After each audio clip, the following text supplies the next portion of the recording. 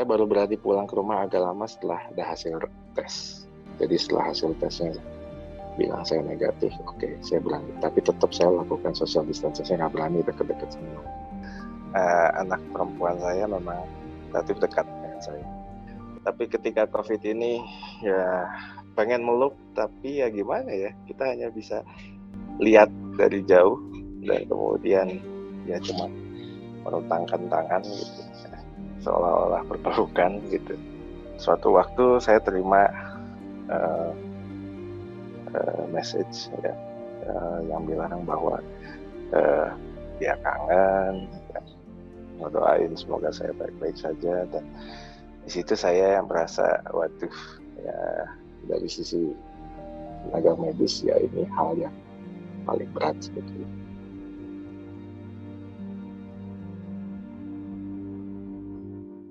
Memutus mata rantai virus corona, masyarakat dapat bertahan di rumah saja. Iya, Bu. Ibu berangkat kerja dulu ya, Nak. Titip adek. Ibu masih harus keluar rumah buat kerja. Gimana ya kalau ibu tertular?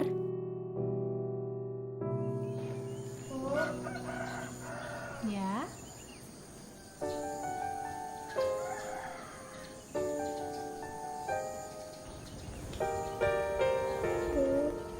Ini tabungan Intan. Dan ini semua buat ibu ya. Intan gak mau ibu pergi kerja dulu sementara ini. Dan takut ibu sakit. Iya, Nak. Ibu berangkat kerja ya.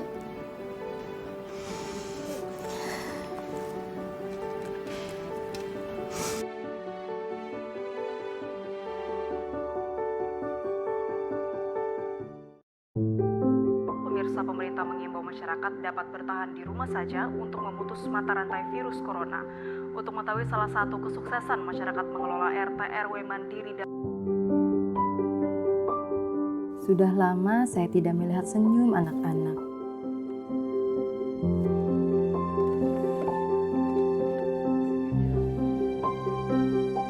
Ini yang membuat saya rindu akan mereka.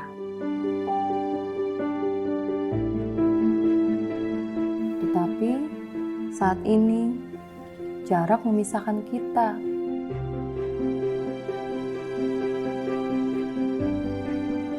Walau berjauhan, jarak bukan alasan untuk berhenti mendapatkan pendidikan. Ini adalah tanggung jawab kita bersama untuk masa depan anak-anak kita, anak-anak Indonesia. Saya baru berani pulang ke rumah agak lama setelah ada hasil tes. Jadi setelah hasil tesnya bilang saya negatif, oke, saya berani. Tapi tetap saya lakukan social distancing, saya nggak berani deket-deket sama anak perempuan saya memang relatif dekat dengan saya. Tapi ketika COVID ini ya pengen meluk, tapi ya gimana ya, kita hanya bisa lihat dari jauh dan kemudian ya cuma merentangkan tangan gitu, seolah-olah berpelukan gitu. Suatu waktu saya terima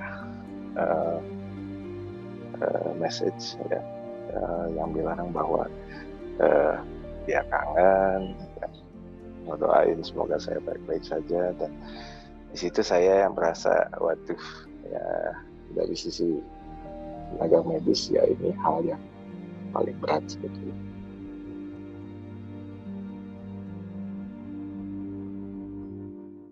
memutus mata rantai virus corona, masyarakat dapat bertahan di rumah saja. Iya, Bu. Ibu berangkat kerja dulu ya, Nak. Titip adek. Ibu masih harus keluar rumah buat kerja. Gimana ya kalau ibu tertular?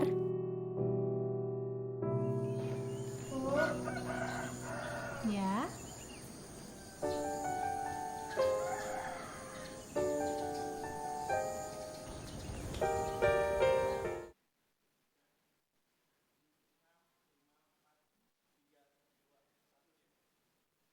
Colleagues from the media, thank you very much for participating in today's press briefing from the Palace of the President in Jakarta.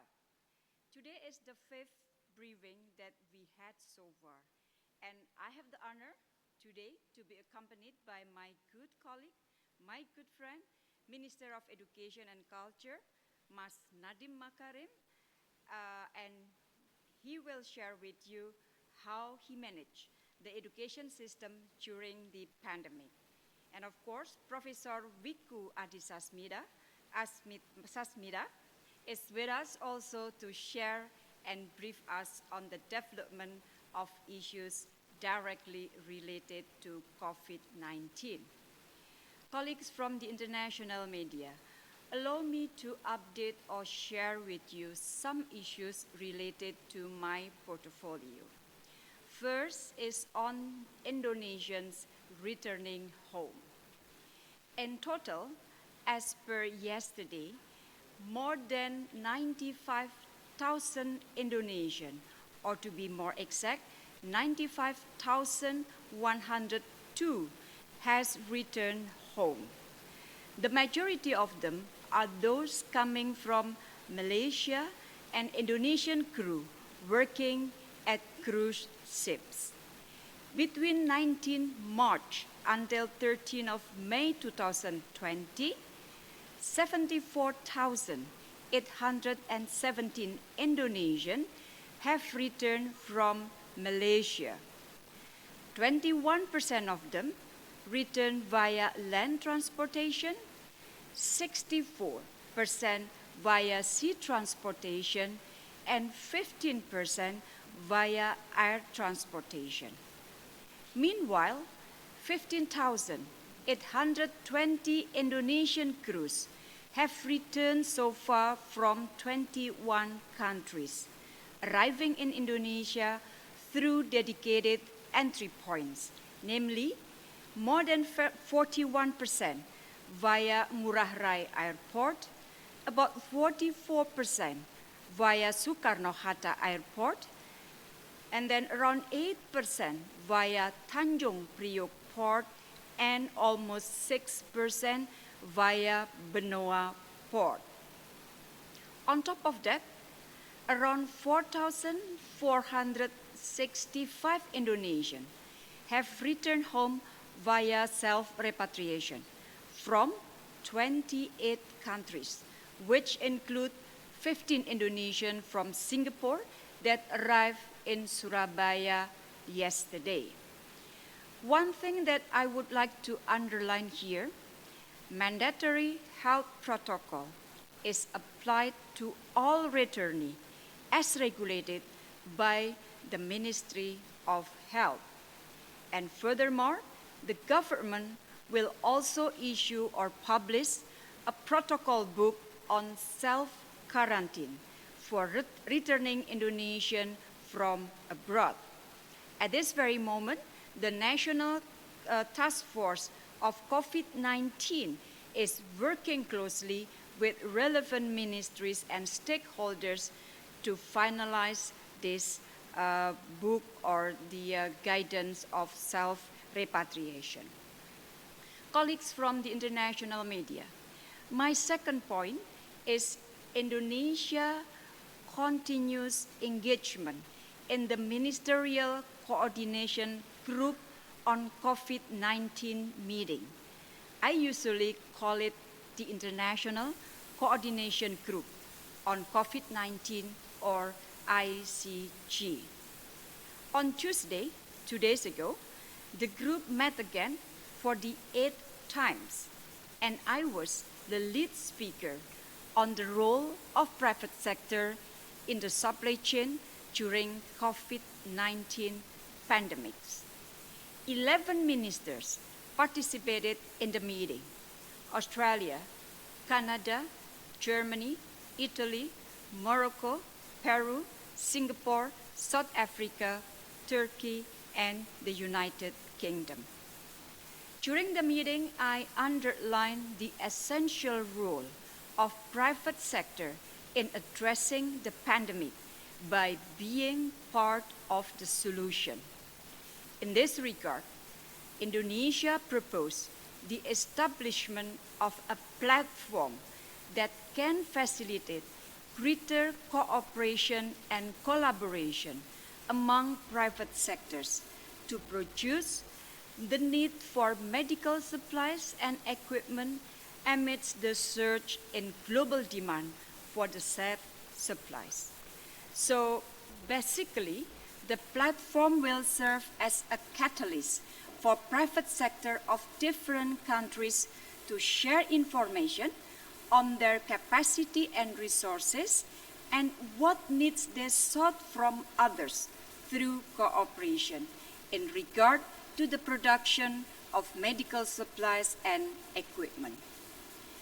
All the undertakings of the platform are intended to facilitate business-to-business matchmaking.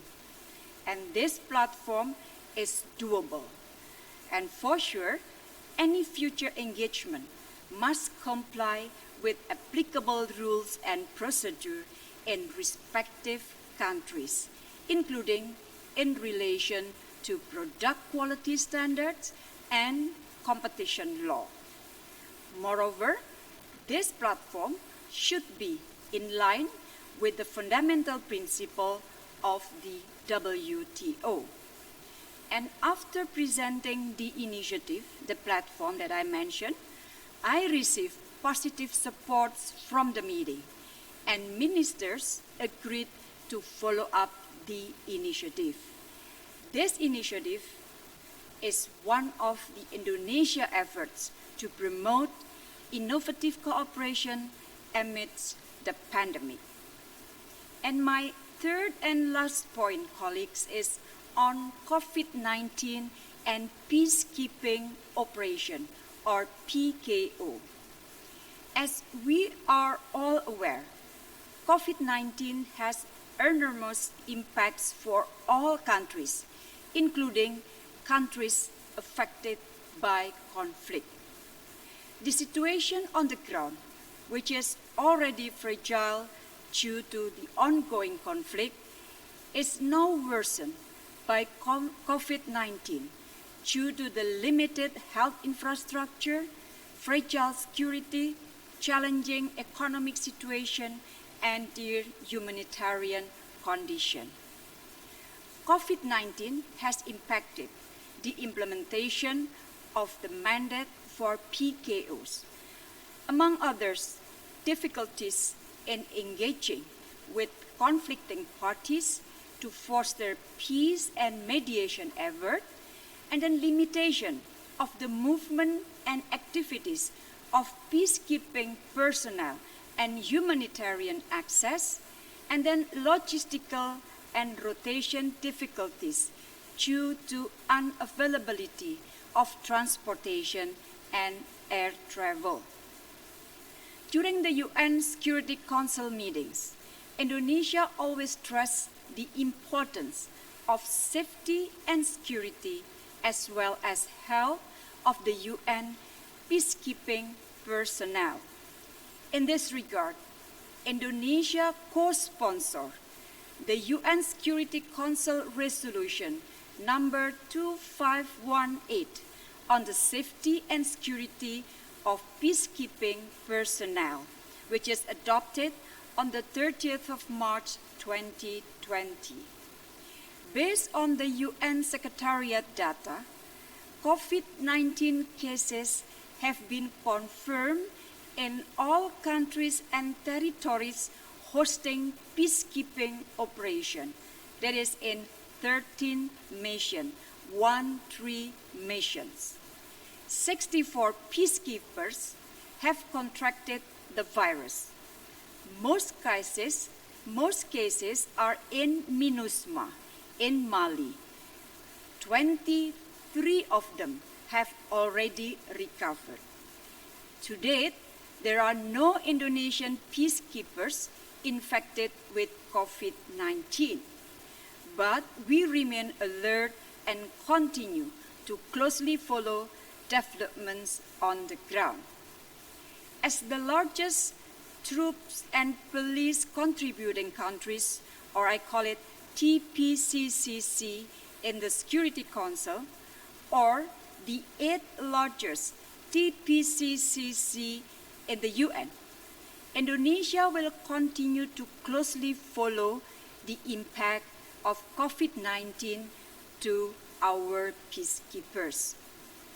On top of that, colleagues, the UN Secretary General has launched a global ceasefire on 23rd March 2020 to allow the delivery of humanitarian assistance in various conflicts. And as a non-permanent member of the UN Security Council, Indonesia welcomes and supports the call of the UN Security General. Indonesia, together with other members, is also currently active in formulating a draft resolution in the Security Council on measures that need to be taken to address challenges of COVID-19 in the areas of peace and security. Unfortunately, the draft resolution have yet to reach consensus. The longer the UN Security Council cannot agree on the draft resolution on COVID-19, it will give a negative signal on the ground and may even worsen the situation for the population in many conflict areas. UN Security Council members should concentrate on enhancing cooperation for the sake of protecting people in conflict areas. Indonesia stands ready to continue contributing to the negotiation on the draft resolution in the UN Security Council. So colleagues, that is all from me. And now allow me to invite my good colleagues, Minister Nadiem Makarim, to convey some updates. Thank you. Pak Nadiem, dipersilakan.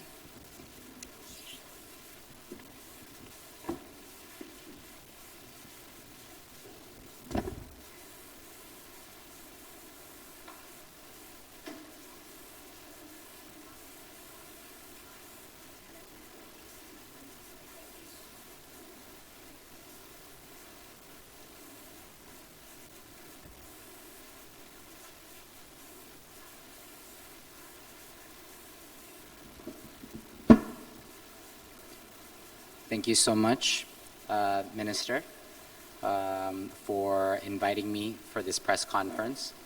Also, thank you to members of the foreign press for allowing me to speak a few words and updates about the situation, specifically with regard to education in Indonesia during this COVID-19 crisis.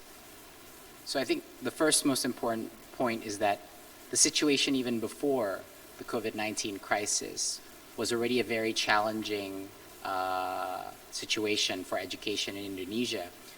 Being the fourth largest educational system in the world, in a developing economy, in the largest archipelago in the world, the logistical infrastructure and inequity issues had already been quite acute.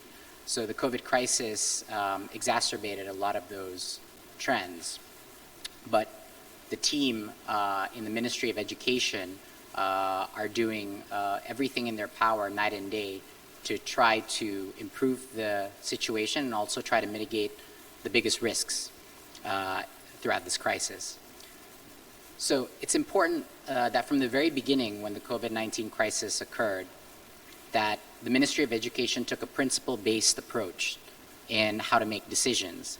And the first principle that we took was health first. And so the Ministry of Education actually took the lead and the initiative in implementing study from home.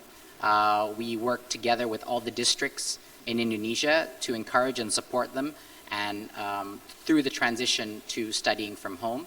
And for the universities, which are directly under the jurisdiction of the Ministry of Education, we implemented study from home immediately as a nationwide policy. So we provided the regulatory framework even before companies were starting to work from home and the other type of containment measures. So we really took the initiative that health was first and the safety of our teachers, our students, and their parents was the first priority. And so schools everywhere in areas that were affected by COVID started studying from home. The second thing that we did was we also reprioritized the resources of the Ministry of Education, particularly with budget, and asked ourselves the question, how can we help and support the fight, the acute critical fight? And the first thing that we did was we reallocated budget to our medical universities as well as our educational hospitals that train to be doctors and nurses to actually focus them to becoming COVID crisis centers. We also, over 13 hospitals that were dedicated for education were open to become COVID testing centers, as well as 13 faculties of health that also became testing centers for COVID. We also reallocated budget to do one of the largest volunteer training sessions together with the WHO to train 15,000 medical students to become volunteers during the COVID crisis for crisis mitigation, tracing, and a variety of testing support and logistics efforts. So we trained over 15,000 of these medical students to be able to become volunteers that are now out in the field. Then we had to tackle the biggest problem of all, which is how do we ensure, unfortunately we have to make this decision about how do we ensure that some learning is happening during this crisis instead of no learning at all. And that is where we took a very diverse approach and pragmatic approach about what we can do to ensure that some learning is still happening and that the effects of COVID-19 do not fall disproportionately upon our youth because of the lack of access to schools. So the first thing we did was to actually open and work with a variety of technology platforms and edtech companies with which to implement affordable online learning. A lot of it was free to as many areas and districts as possible and provide as many options as possible. The importance of the option is because Indonesia is unprecedented in the diversity and heterogeneity in terms of socioeconomics, ethnicity, and geography, that we had to provide multiple solutions to allow every single area, school, and district to do what was best for their own educational system. So one is through online learning. The second is we discovered also that even that there were huge amounts of challenges also with online learning. So for those that did not have access directly to internet, we also experimented with actually taking a very large chunk of one of our TV stations' airtime and dedicated to education, dedicated to numeracy, literacy, as well as to a variety of cultural enrichment and also critical thinking edutainment content. So we launched online learning. We also launched TV-based learning from home. But even that, in many areas in Indonesia, was not sufficient. And so then we had to rely on the feet on the street and the actual teachers that were mobilizing themselves to actually teach door to door. And so we have no one single approach for every single area, but we have a very highly pragmatic and diversified approach to make sure that some learning is happening instead of no learning at all. Having said that, the situation is by no means optimal, and to say that educational achievement levels would be able to be the same during this COVID crisis would not be true for Indonesia or any other country in the world for that matter. So we have to accept that unfortunate reality, but mitigate the risks as much as possible. One of the most important things that we did was in order to unleash the ability for each of these schools to conduct these types of learning, we also created a series of regulations that would increase the flexibility of how school budgets can actually be utilized to tackle this crisis. So the first thing we did was to release the budgets that are sent from the central government to the local schools themselves to be used for health equipment, sanitizers, maskers, as well as to buy data, mobile data, in order to implement a lot of the online activities, online learning activities, and studying from home. So we really freed up the use of the school budgets to be able to be used to buy data and internet data in order for both the teachers as well as for the students. We also dedicated a lot of resource to actually launch a public education campaign around COVID that was aired in multiple TV stations because it's actually quite important that as the education ministry that we take part in actually helping understand what are the key drivers of getting out of this crisis and how it all comes down to human behavior. And so we participated in that. In terms of culture, we also provisioned platforms where artists and cultural figures can go and perform and entertain and lift spirits of people sitting at home through a variety of online channels, and as well as virtual tours of museums and heritage sites to keep that flavor of our national heritage alive during this crisis. Like I said, this definitely affected, and the inequities that existed before were exacerbated by this crisis, but there are a few positive things that we can take away from this crisis. One of the most, I think, positive things that we can take away, despite all the unfortunate negative effects, is actually that for the first time, parents all across Indonesia are finally realizing how difficult it is to become a teacher and to teach their students. So there's been a huge heightened sense of empathy from parents towards teachers and understanding the challenges that they face teaching. And in a similar way, the teachers are also realizing how important the role of parents are in education, and that the parents are a core partner in the educational success of the children. And I think also the last and final point is that we have never seen before. It's an unprecedented amount of technology adoption in such a short time frame by teachers, by parents, and by students, I would say in the history of Indonesia, because of learning from home, studying from home. And so even though huge amounts of parts of Indonesia struggle with adopting to these technologies, a lot of people are being forced to experiment and try, and for the first time, use these tools, which will actually heavily accelerate technology adoption in education in the future and in general. And so I think that is one very, very encouraging trend, that once the COVID-19 crisis is done, the adoption to enhanced technologies in education to support teachers and to support parents and students can be accelerated. Thank you very much. Thank you again, Minister of Foreign Affairs, for the opportunity, and I'll be answering questions in the next section. Thank you very much.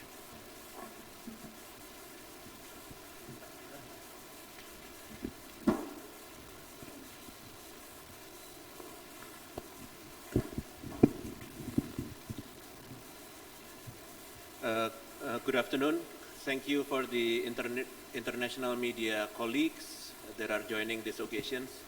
Thank you, Ibu Retno, our Minister of Foreign Affairs, and Pak Nadiem, Minister of Education and Culture. I'm Wiku Adhisasmito, representing Pak Doni Monardo and the National Taskforce for the acceleration of the COVID-19 mitigations.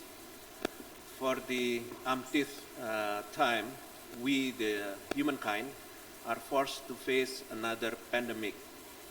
Although it is a recurrent event, we are never prepared for such a catastrophe. None of us do. And compared to 75 years ago, when we started building this great nation, it is an undisputed fact that we and the billions of people in the world are in a better health conditions, and thus should be in a better mental condition and a better mindset, including in facing the pandemic. This is the mental situations in the National Task Force COVID-19 response. We believe that panic is not the answer, and the misinformation is a disaster. So this pandemic should be about increasing our public health system and reinforcing that need to have a healthy body and healthy mind. This pandemic should not be about addressing the state of excessive information about a problem, which make it difficult to identify a solution. The state that misinformation, disinformation, and rumors cloud our health emergency responses. Infodemics can hamper an effective public health response and create confusion and distrust among people. There is no vaccine against this plague. The only way to get out of it to build common trust. The government, ours, and the government across the world will do their best to protect their people. And in return, the people should protect each other. Protect yourself, protect others. As WHO Director General said, the cure to the situation, first and foremost, is national unity and global solidarity. We call up on you, our esteemed media colleagues, work with us and world government to focus on addressing COVID-19 pandemic, to laser focus on crippling the SARS-CoV-2 virus and nothing else. Now, I would like to return this to the Minister of Foreign Affairs. Thank you.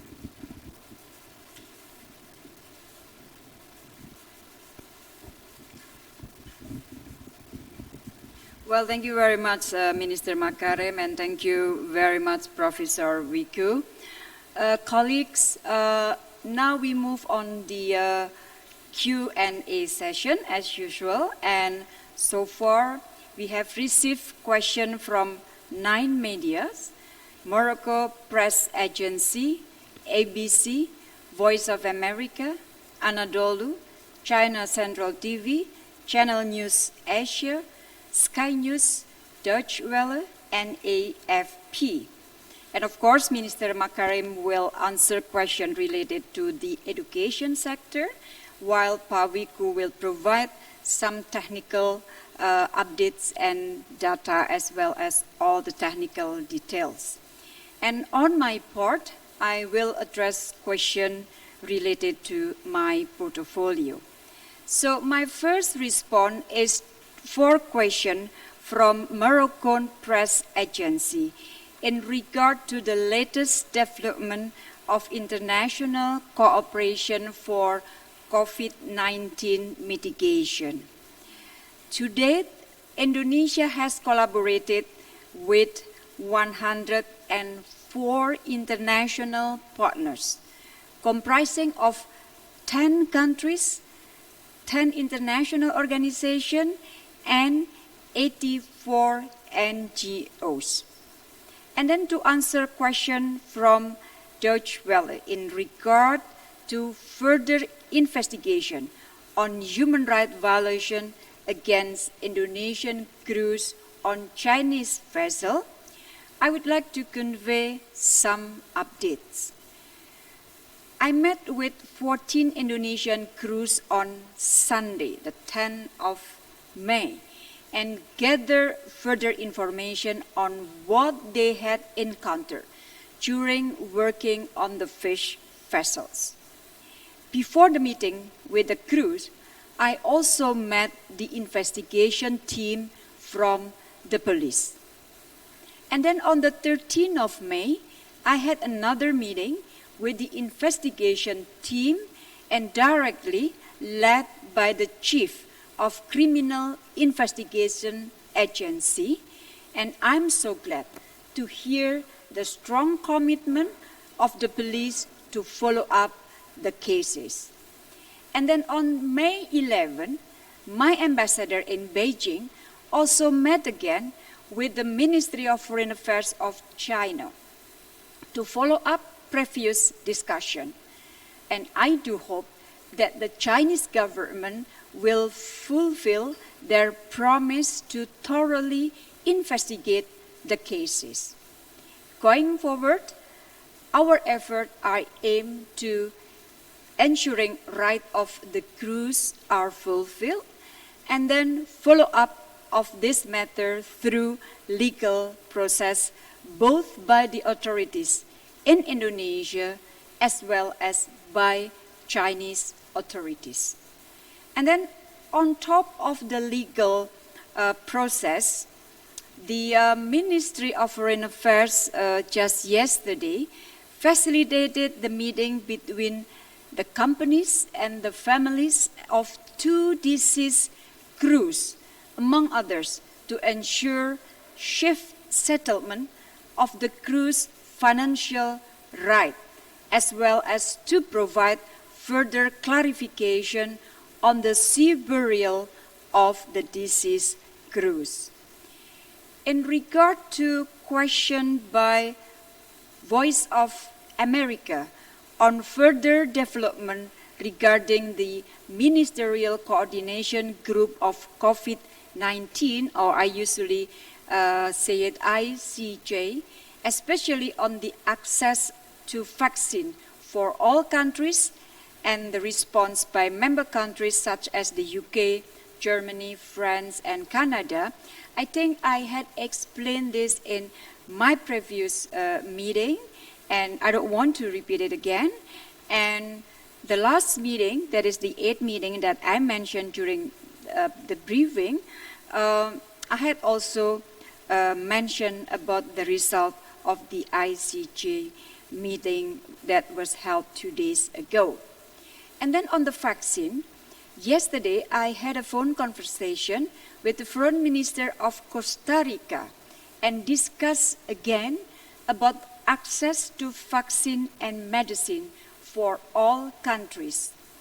Costa Rica invited Indonesia to join call to action to create a global pool of health technology for detection, prevention, control, and treatment of COVID-19, which will be launched on the 15th May 2020, which is tomorrow.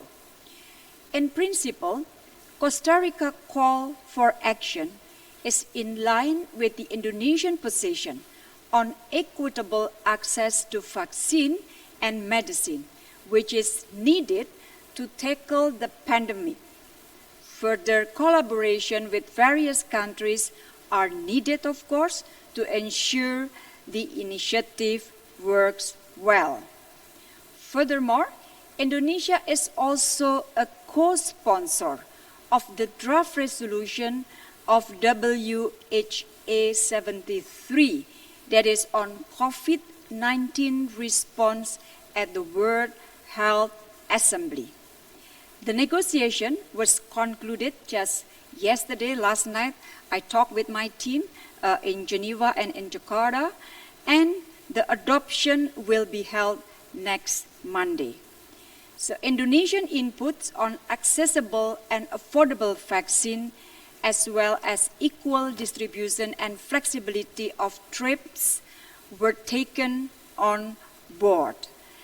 And then responding to the ABC question on the number of Indonesian crew deaths due to COVID-19 on board cruise ships, I would like to convey that as of yesterday, 4 crews have passed away in 4 cruise ships, namely MS Zandam, Oasis of the Sea, MV Viking Star, and Costa Fascinosa.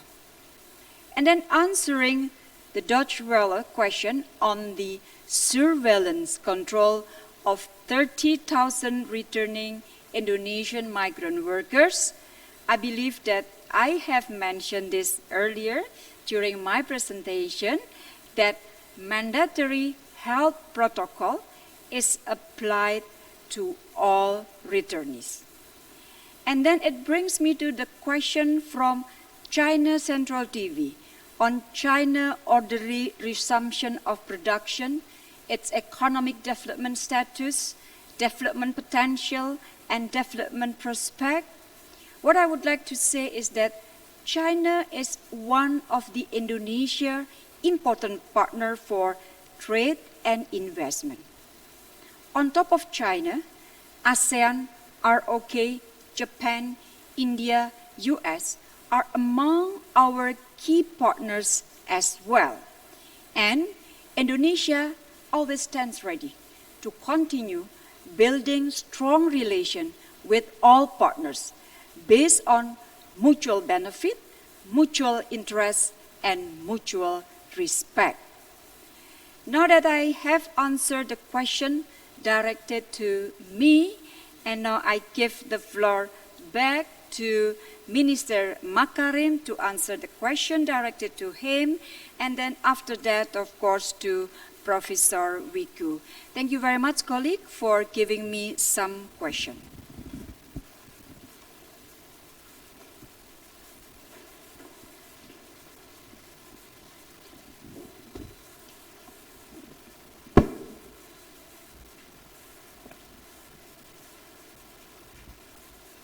Thank you, Minister. The first question I'll be answering is from Channel News Asia. And the question is, what is the effectiveness of home-based learning so far? An entire cohort will potentially end up being behind their studies. What will you do about this? It's a great question. First of all, just to be scientifically sound, the ability for us to determine the effectiveness of home-based learning will definitely take much more time than the immediate 2 months. These kind of analyses need to be seen over a much longer period of time, unfortunately. But what we do know now is we have a lot of anecdotal evidence about some of the challenges of online learning. And a lot of it is what you would expect. There are some groups or some areas or some schools that have really shown incredible innovation in the ability to use a variety of technological tools and low-tech solutions as well, like one-to-one teaching at home, etc., that a lot of teachers have innovated.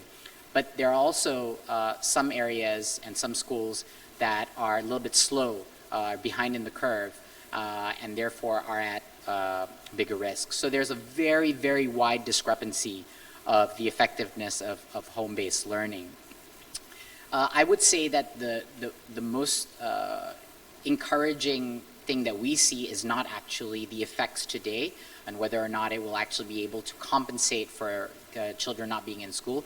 I think the effectiveness is much more felt in the future effectiveness of comfort and adoption of technology in the future, because technology is a core part of our plan in the Ministry of Education to support teachers and parents in improving their ability to personalize learning, teaching at the right level, and really focusing on competency instead of content.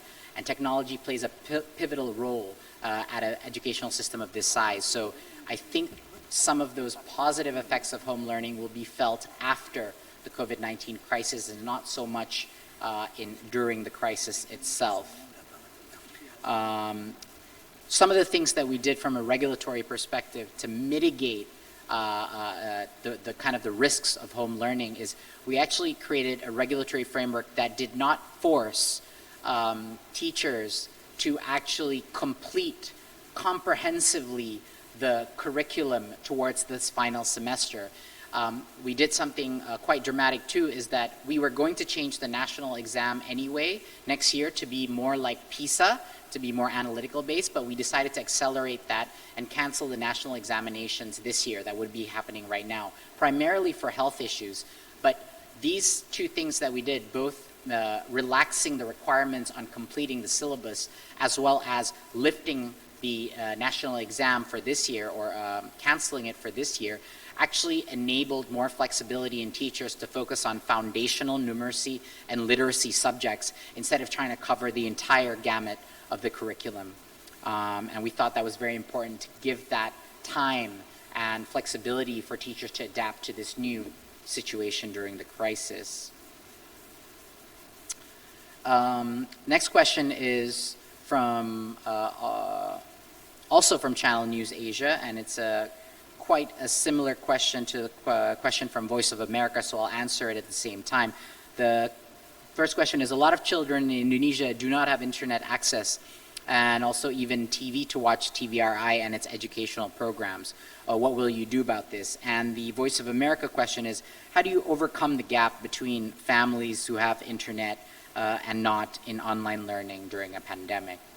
So I'll try to tackle this question from a few angles. So yes, there are a lot of children and families that do not have access to internet and TV. Many more of those students that don't have access to internet rather than don't have access to both internet and TV. Generally speaking, within each neighborhood, because of the penetration of 3G everywhere, most children in Indonesia will have access to an Android handset, even if it's not within their immediate nuclear family, and they will have access to a phone connection. TV is also very widely penetrated in Indonesia, even though some areas, especially in the remote areas, still don't have access. They even have issues with electricity and stable electricity connection. So the solutions of how to tackle this cannot be sorted within a 2-month crisis management period. All of the solutions are to tackle this are future-oriented and have to deal with actually solving the root cause inequity issues in infrastructure themselves. So the COVID-19 crisis has actually accelerated and catapulted all of the government initiatives to actually close the gap. Close the gap in what way? Close the gap in infrastructure development, particularly for the educational system. Close the gap in internet connectivity, which means you have to inevitably solve the gap for electricity stability as well in order for internet stability to be achieved. So these are activities that are cross-functional between ministries and not just the Ministry of Education. So we'll be working with an array of other ministries to actually really focus on these areas that are still disconnected from the rest of Indonesia. Now, those inequities cannot only be solved by infrastructure developments. The most important inequity in the educational system come from the quality of teachers themselves. So the primary focus, even though we use a lot of technology as tools in the plan of the Ministry of Education moving forward, the primary focus is really enhancing the human capabilities in teaching and redistributing quality teachers and having the best of our teachers actually lead schools to become principals is the core focus of our educational drive, with or without the COVID-19 crisis. But the COVID-19 crisis accelerated this initiative in a very catalytic way. Having said that, the TV, we were extremely surprised. I mean, we rushed to create the educational TV content initiative in order to make sure that as many children had the opportunity to learn from TV that didn't have access to online, but we were extremely shocked to see the reception. The ratings that we received from TVRI were among the highest we've seen in a while when we launched the program. So the appetite to learn by both parents and students was something that was a very pleasant surprise for us and provided a lot of motivation for the Ministry of Education to continue with these kind of alternative programs of learning. We've also been extremely inspired by seeing the grassroots movement of teachers in remote areas that have actually implemented door-to-door teaching policies. And this was extremely moving as well as inspiring for other teachers in regions to kind of take the initiative and not leave any child left behind. I'm going to answer the next question from Voice of America. In the past 2 months, there has been a trend of increasing numbers of underage married girls in Solo and several other cities due to increased economic inequality and poverty as a result of COVID-19. What can be done by the Education Ministry to underline the importance of education for girls and how to create an education direction that is gender-oriented?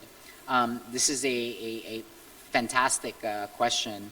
I think the first thing that every type of organizational system needs to do to improve something is to measure it correctly. And that is why we are transforming our national exam system to achieve a global standard, which is like the PISA and OECD standard, but also have survey questions that are actually assessing the value systems at the same time. So we will be assessing the cognitive, analytical capabilities, but also the value systems that are in place in our educational systems. And gender equality and gender empowerment will be a critical pillar in that assessment metric. We will be surveying schools and how they view gender equality, how they view gender dynamics. We will be assessing schools and systems, both teachers and students, on what are their perceptions around sexual harassment and violence, or views surrounding those topics. In the university sector, what we plan to do is actually, we plan to go, which universities in Indonesia are under the direct jurisdiction of the Ministry of Education, so it's nationally run and regulated, instead of schools, which are district run. In the university sections, we're going to take this one step further and actually create organizational systems and reporting mechanisms for sexual violence, which is a critical component of gender equality. It's a critical, actually, negative externality of gender inequity, of why sexual violence and sexual harassment exists. And so we are going head on and tackling that, along with radicalization and also bullying as another two factors. But this will be a pivotal push to eradicate these kind of moral issues that we see in our educational system. So the ministry is taking a very proactive approach in tackling these issues. Having said that, in the previous administrations and the previous ministries before my time here, Indonesia has achieved a fair amount in actually setting equity and participation of male and female in both higher education and lower education. So it cannot be gone without being said that that's already an impressive achievement, at least from the statistics. But now the challenge is how to create the mindsets for gender equality starting from a very, very young age, and to mitigate the more darker consequences of that as the kids grow up. So that's kind of our overall strategy in introducing gender equality. So two student profiles that we're focusing on and we're assessing.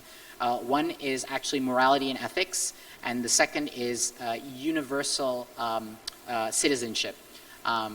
These two aspects of our 6 student profiles, these are 2 out of student profiles, gender equality and ethics are going to be critical components within these 2 student profile achievements that we're trying to focus on.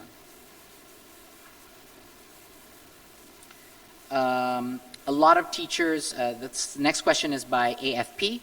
A lot of teachers are struggling with online learning suggested by the Ministry of Education and Cultures. What is the solution for that? This is a very difficult question to answer. There are many solutions, but the solutions differ depending on which school, which area, and which level of technology adoption that they're accustomed to. There are schools that are utilizing chat platforms to facilitate learning between students and teachers.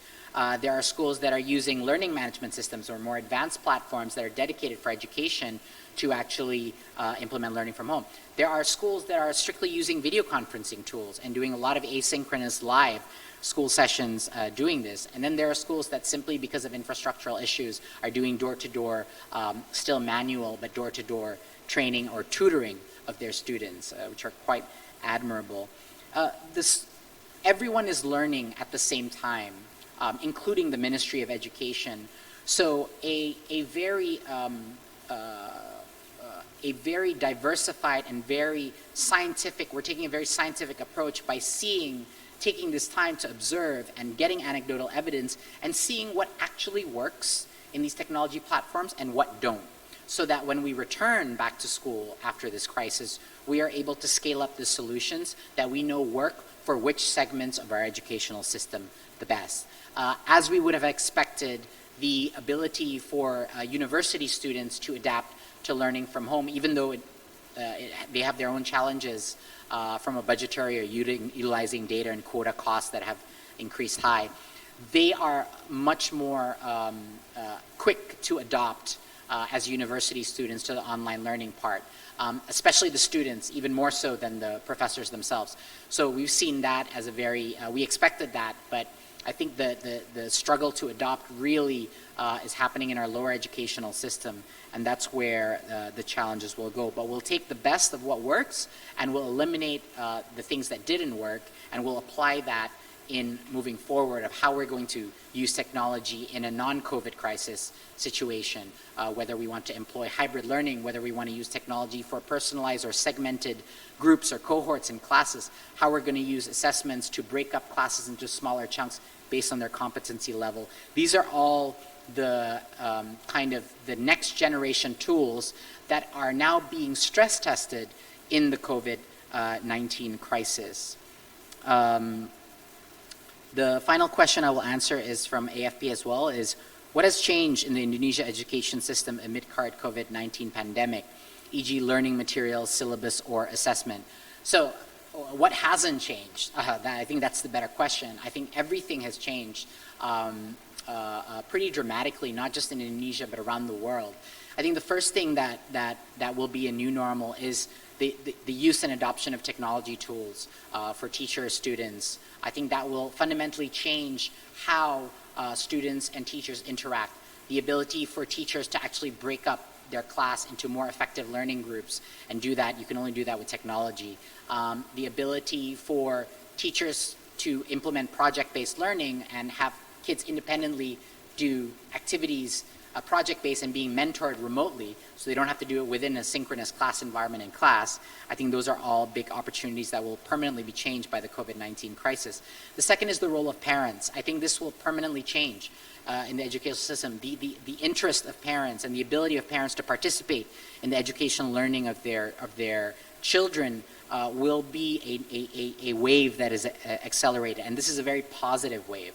That will be accelerated. Instead of simply outsourcing education to schools and to teachers, parents now feel a renewed interest to be engaged and participate in the education of their kids. The exam, this was going to happen even before COVID-19, but it just got accelerated. We changed our national standard exam to move from content, rote-based memorization to critical and analytical thinking, more akin to the PISA. We will do this as a way of measuring not individual student performance, but of overall school performance. Those are fundamental changes in how we're assessing. They are no longer punitive assessments, but they are accountable to the principal and to the district educational systems, not to the individual students who should not be punished for their test results. I think that's going to be a fundamental transformation, using technology to deliver those systems, those assessments, and to create assessments that will not be done only at a national scale, but to decentralize those assessments that can be used day to day by students. That will require technology in order to do that. So I think the other thing that will change is the level of volunteerism that we've seen, which has been unprecedented in the COVID-19 crisis. Indonesia is a country that has gone through a series of disasters, natural or otherwise, and because of that, it has trained its volunteering muscle to the extent that we're seeing incredible levels of civic society stepping up in both the education space and other spaces to really pick up the torch and support each other during this time of crisis. I think those are the questions that I can answer today. So yes, we're seeing a lot of suboptimal learning happening in Indonesia and in the rest of the world as a result of this, but the amount of learnings that we can take from this crisis and the mental resilience and new normals that can come after this crisis can become big opportunities for us to accelerate changes that we wanted to do before, but now are given the opportunity and momentum to do it faster and in a more innovative way. Thank you very much. Really appreciate it.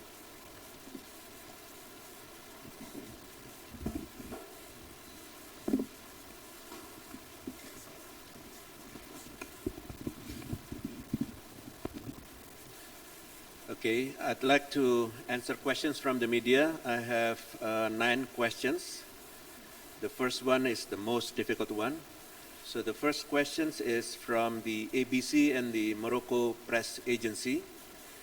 The Indonesian president expressed disappointment on Monday because of the screening rates remains below 10,000 tests per day. Why has Indonesia failed to exceed this threshold? How could Indonesia cope with the shortage of laboratory technicians? What new measures are being taken to reach 10,000 tests per day? So I would like to respond to these questions. First is that since the arrival of the pandemic, we understand that Indonesia has limited capacity when it comes to testing. And questions have been raised. Does the number of cases today reflect our testing capacity? One cannot simply follow the rule book of other countries. Therefore, the task force, alongside the Ministry of Health and other ministries, has mapped out the strategy to get through these hurdles. Compared to the earlier days of the outbreak, we have achieved a lot of progress and improvements in terms of the lab capacities.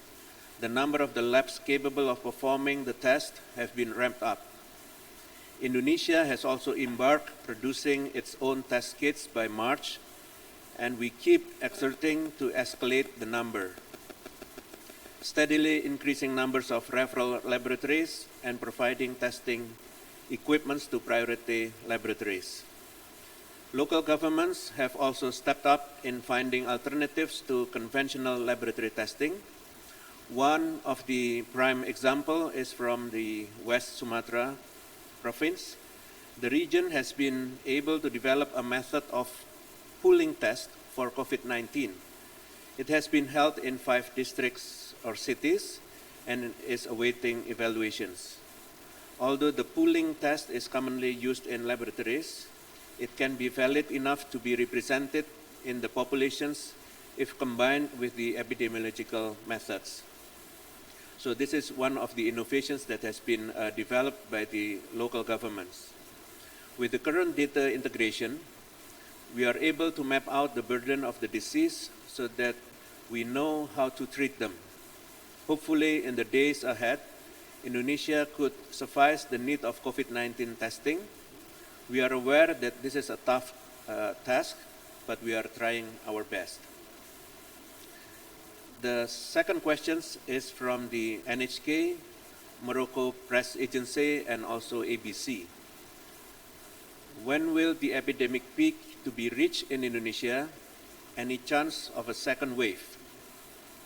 Our response to this question, first, as the national second wave should not happen, but we need to be prepared for it at all times. There will be a chance of the second wave if our citizens do not follow the government advice. The discipline is carrying out healthy behaviors as recommended is the essence of evading the second wave. Perhaps it is also imperative to observe now things are running in each of the regions, not only on the national scope, for wherever the arises in the local scope will impact the nation. The second wave may only occur in regions in which the people do not comply with the health recommendations. At the national level, we, the National Task Force for COVID-19, always keep in track in strengthening the national, our public health systems on the national scope. We have been trying to do our best. However, we couldn't do this alone. We need all Indonesian citizens to hand in hand tackle this pandemic. Thus, our local task force are the backbone of the success in making sure that things are running well in the local scope. The third question is raised by the NHK. The question is, the estimated peak number of people infected was 95,000. But at this moment, the number is far below than prediction. Does it mean the government is succeeding to contain the virus of Indonesia, doesn't have enough facilities to contain it? Our response to these questions, we have heard some speculations arise regarding the estimated number for the coronavirus peak in Indonesia. We understand that many models have been created in predicting the curve. However, we need to bear in mind that models do not count changes and do not represent the reality on the ground. For instance, today, we have seen there is a decline in bed occupancy rate for the COVID-19. Though we are aware that not all of the COVID-19 positive cases are hospitalized, and we must still be cautious of the second wave threat, this represents a good sign. The last thing we want is our health facility being overwhelmed by the surge of the COVID-19 cases. The fourth question raised by the Morocco Press Agency. The question is, Indonesia plans to produce its own test kits and ventilators, so what are the latest developments? We have sought the information that we believe that the health industry in Indonesia will never be the same after COVID-19. The government, through the Ministry of Research and Technology, alongside other ministries, universities, experts, and private sectors, are joining forces in strengthening our health industry capacity.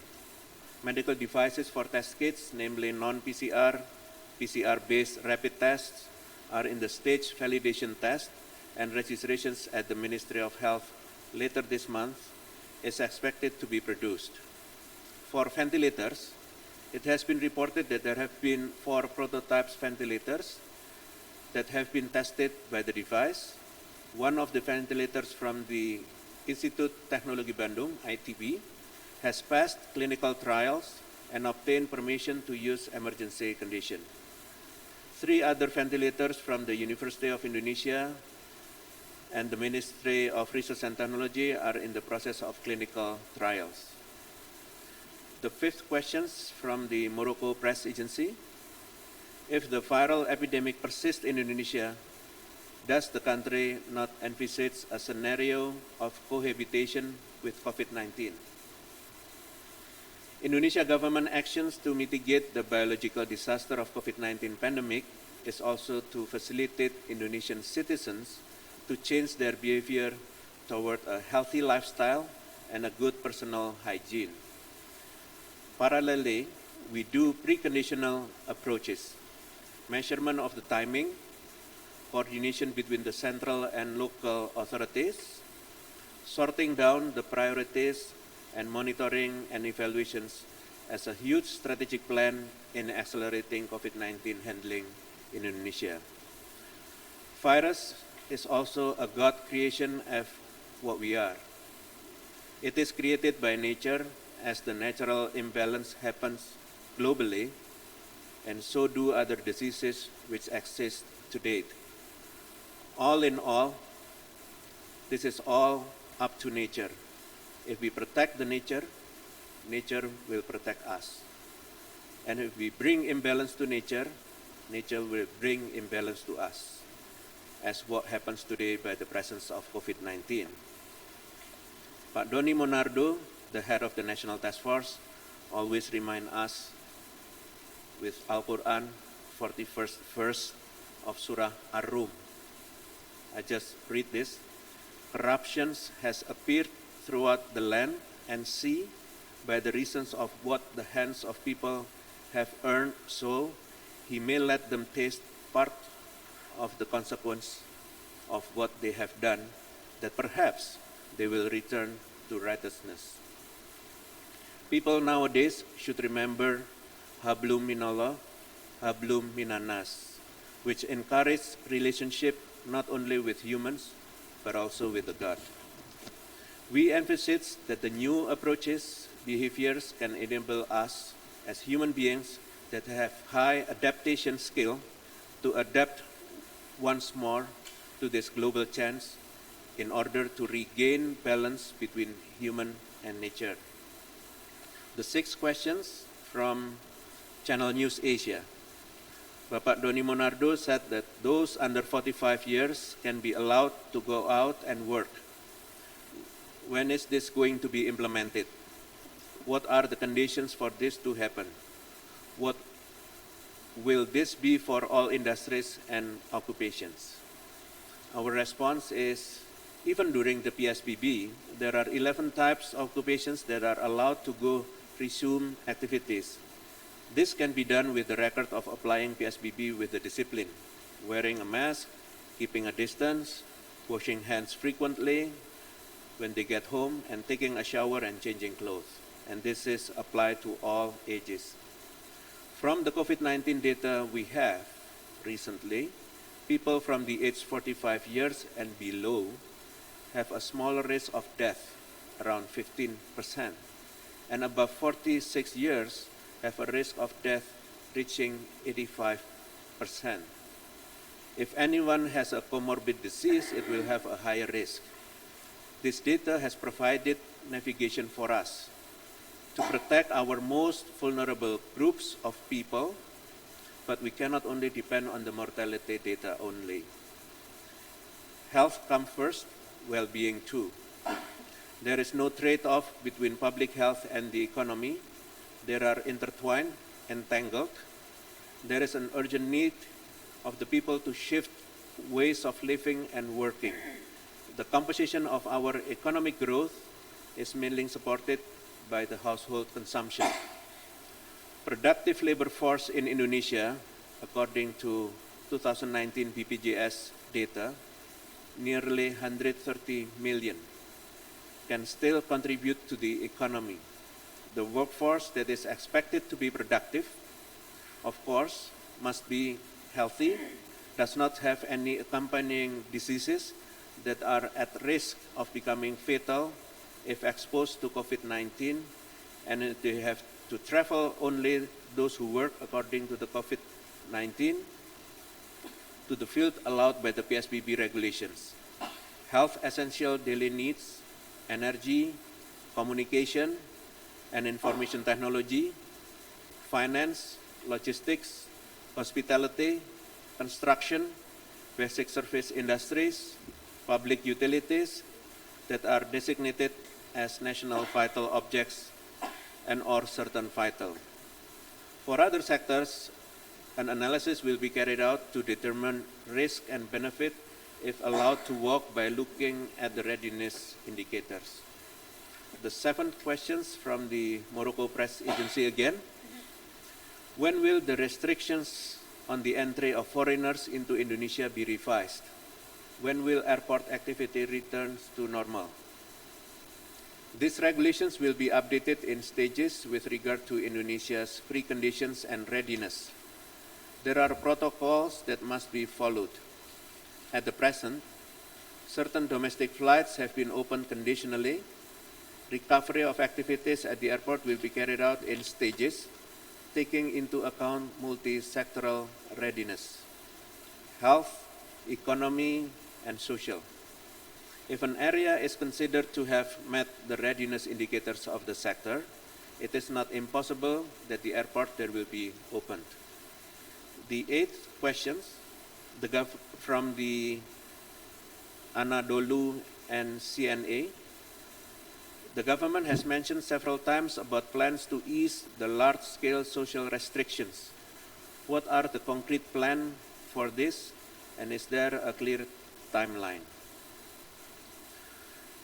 Our response to this, that the Taskforce never eased the PSBB. We are observing the situation closely at all times.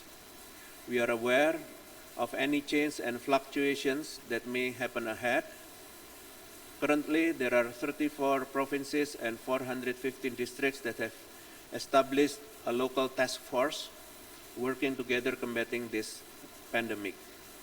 Up to 11 May, there are 3 provinces and 108 districts that have set the COVID-19 emergency status. Amongst those, 4 provinces and 14 districts are heavily applying the PSBB. There is a detailed evaluation in the provinces, districts, and cities regarding data on the trend of adding or decreasing new positive cases in each region, both those who are implementing the PSBB or not. There are also evaluation of provinces, districts, cities that do not implement the PSBB, but also carry out physical distancing policies. The ease of the large-scale social restriction utterly depends on the situations on the field. How ready are we in terms of the populace behavior? Do our people comply with PSBB obediently? How about the readiness of our healthcare facilities, healthcare officers, number of patients being hospitalized? These indicators are closely being analyzed by the National Task Force. The last questions from the Sky News.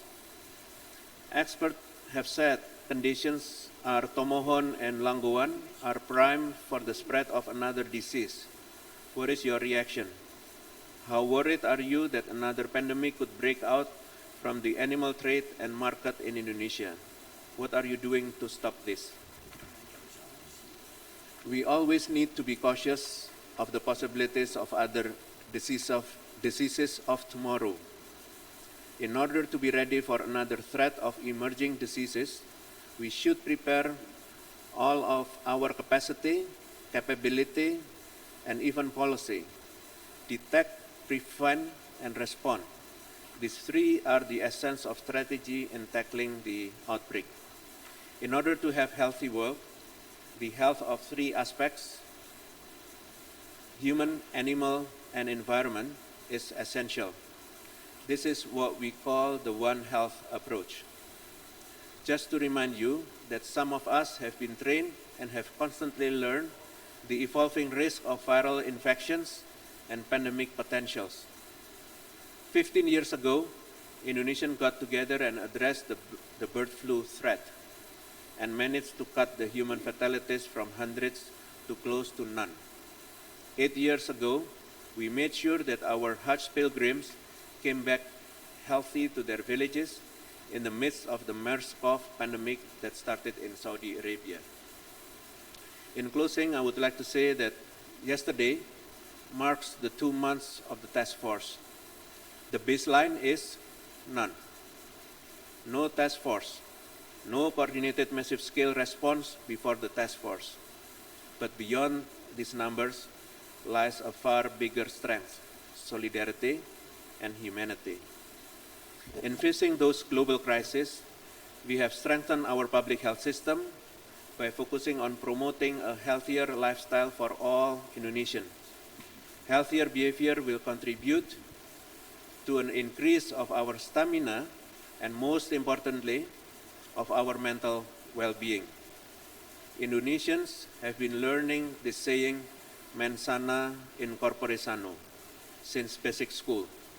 There is a healthy mind in a healthy body. Allow me to relay a message from Pak Doni Monardo. We have to protect our approach in mitigating COVID-19 through a special 4 sehat, 5 sempurna. First, keep a physical distance. Second, wash your hands. Third, use mask. Fourth, consume nutritious meals. And lastly, maintain your health with regular exercise and adequate rest. I cannot foresee when this pandemic will be fully under control, but I do have a great faith that focusing more on our strength, our collective efforts, will help us through tough times. Together, based on national unity and global solidarity. Thank you. I would like to return this to Ibu Menlu. Well, colleagues, this is the end of our press briefing for today. And of course, once again, thank you very much for Mas Menteri, Minister Nadiem Makarim, and thank you very much for Professor Wiku Adhisasmita, and for sure, thank you very much for all of you who participated in this press briefing. So, inshallah, we will see you again, meet you again next week.